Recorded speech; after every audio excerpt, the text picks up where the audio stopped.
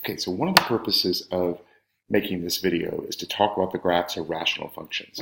And rational functions are different than functions that we've talked about before, like linear functions or quadratic functions, which always have the same shape.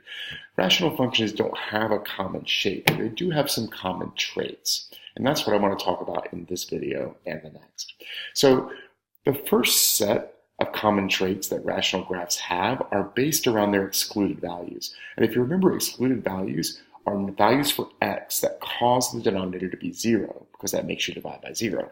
So remember that dividing by 0 causes something that's not real, right? So if I divide by 0, I'm not going to have a point on the graph.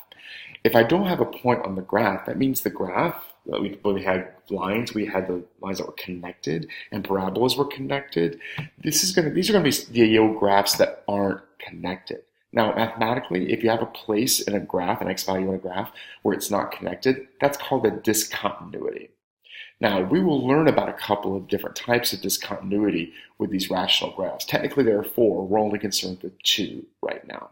So what I want to do is look at these 4 functions that I have over here on the left and talk about what shows up in the graphs. So if you look at this function, the first one I have here, if I had 2 over x squared minus 3x minus 4, and I wanted to set that denominator equal to 0, I would take that thing and factor it, and it would factor into x minus 4 and x plus 1, and that would give me 2 excluded values, one of them at 4 and one of them at -1.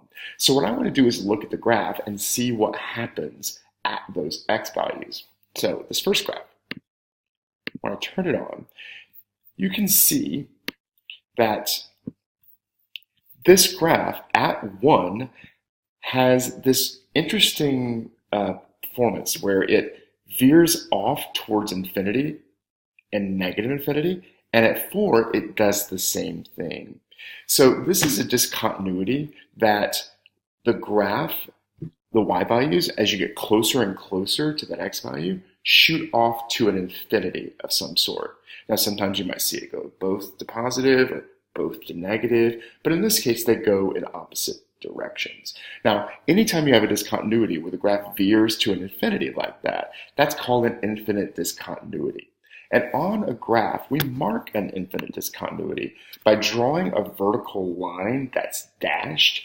It's dashed because it's not actually included in the graph, but we include it there to sort of give some framework to the shape.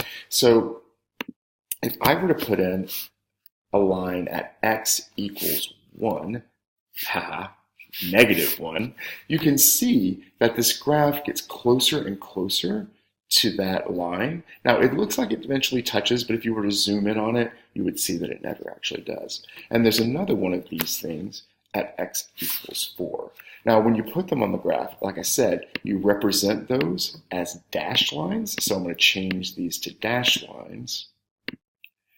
And this is what those vertical asymptotes on the graph would look like. And the vertical asymptotes, again, are representative of infinite discontinuities. In fact, you'll often hear those terms used synonymously.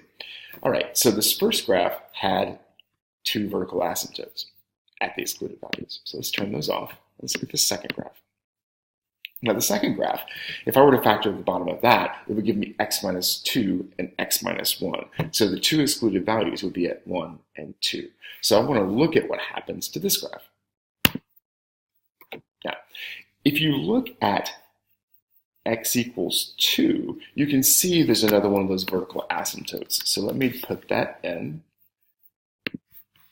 Just going to dot and make it the same color. But at x equals 1, we would expect there to be some sort of break there, and it looks like there's not one. That's because graphing technology, when it graphs, it basically plots points and it connects them. And the type of break in the graph that we have here isn't really obvious until you actually zoom in on the points. And not by zooming in physically. I mean like tracing. So watch this. We have a point, we have a point, we have a point, we have a point, we have a point, and when I hit 1, I don't have a point anymore. It's undefined because 1 would cause you to divide by 0. But notice, it's not a vertical asymptote. Basically, it's almost like a single point has been plucked out of the graph, and we mark that a single point has been plucked out of the graph by marking it with an open circle. This is another type of discontinuity. This type of discontinuity is called removable because you can remove it by dropping a single point into the spot. It's also called a point discontinuity, but usually we call it a hole because that's just a lot easier. So there are two types of discontinuities that we could have in a graph like this, a vertical asymptote and a hole. So if I were to put the hole in there, it would occur at 1, and we would draw the hole in at -2. And we'll talk about how to get that later. So get rid of that, and let's look at the third one. Now, this one I went ahead and factored because it would be a pain. But if you look at the excluded values of this, they should happen at -2 and +1. But if you look at this, it looks just like a line. There's a reason for that. At -2, if I were to go to that spot, we have one of those holes. And if I go to 1,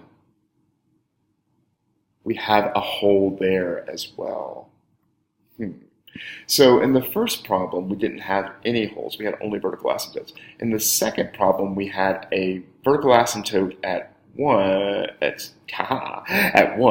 and a hole at 2. And in the third one, we had holes at both -2 and 1. So what's the commonality? How do you tell the difference? Well, if you look at the first problem, those factors that were on the bottom, once I simplify the fraction, they're still there. If I look at the second fraction, if I were to factor the top and bottom of that, there'd be an x plus 1 and an x minus 1 on top, and there'd be an x minus 2 and an x minus 1 on bottom. The x minus 1s would cancel, and I ended up with a hole there. If I look at the third thing, the x plus 2 on top and bottom and the x minus 1 on top and bottom would both cancel. Now, one of the ways to tell when you're looking at the equation whether you have a vertical asymptote or a hole at a particular excluded value is to look at the fraction when you factor the top and bottom. If the factor does not simplify away, that's on the bottom, then it's automatically a vertical asymptote. If the factor does simplify away, most likely it's a hole, but it's not guaranteed to be one. But all the examples I've shown you have been, so let me show you one where it's not. Look at this fourth one. So here I have two excluded values at -1 and at +3. But both of them are vertical asymptotes. And if you look at this fraction, the top and bottom, the x minus 3 would cancel.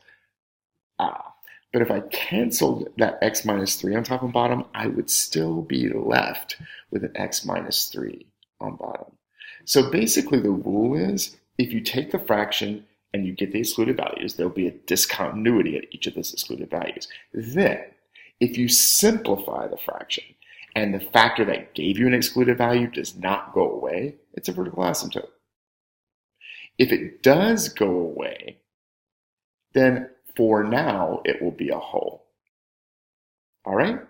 So, we're going to talk about other aspects of these graphs in the next video.